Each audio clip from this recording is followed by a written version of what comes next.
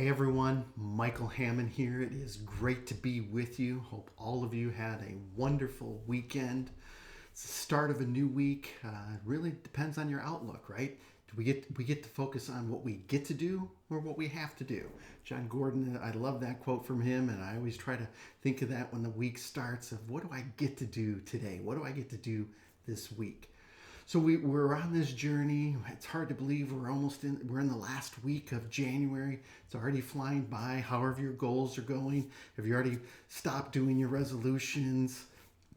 As I talk to companies, as I talk to individuals, I think one of the things that holds people back is waiting for that perfect time.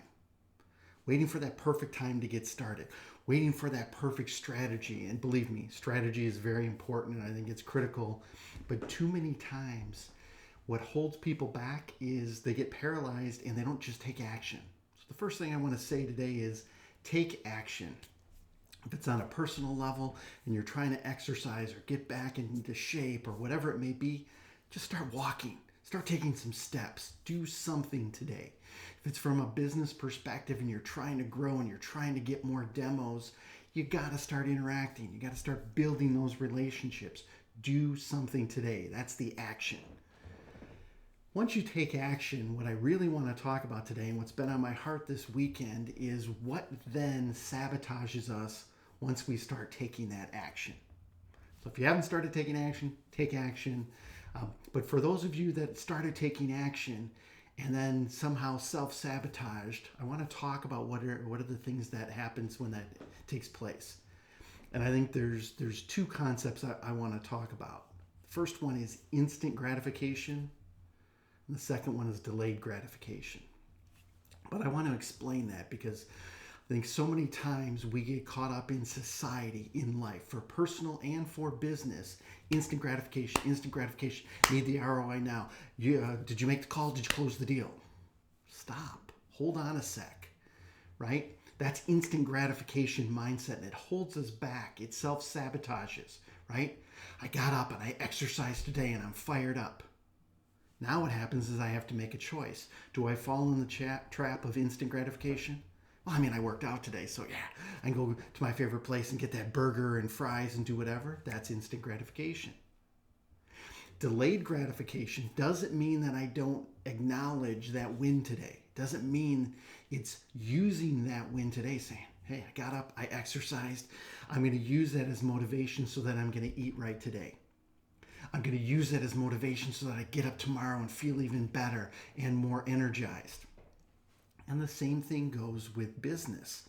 Talk to a lot of executives and people are still struggling with social selling.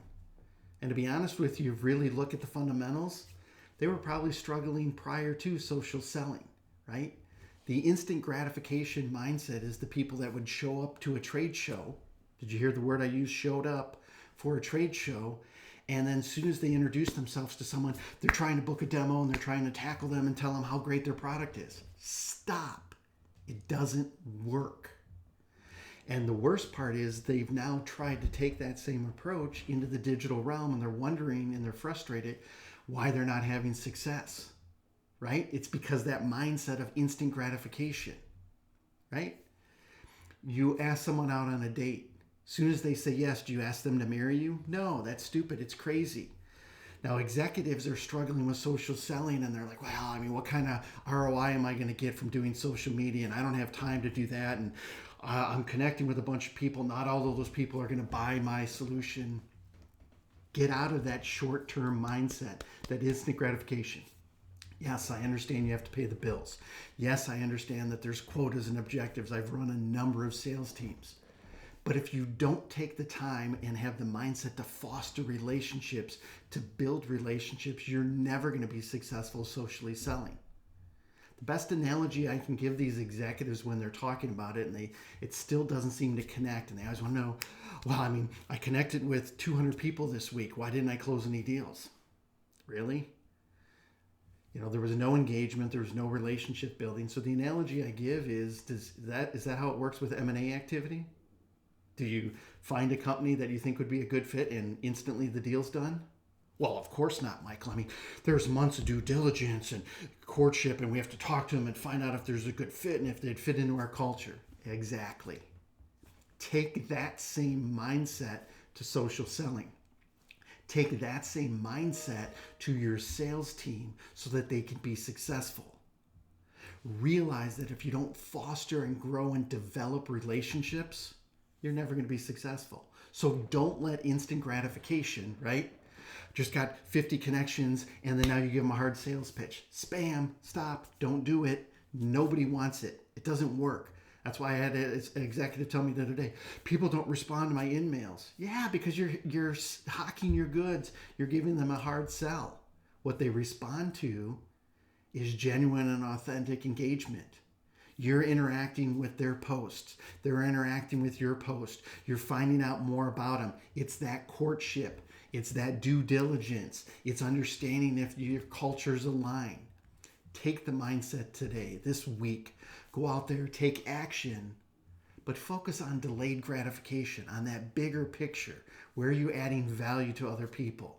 How can you build a relationship with other people? And go out there and have an amazingly blessed week.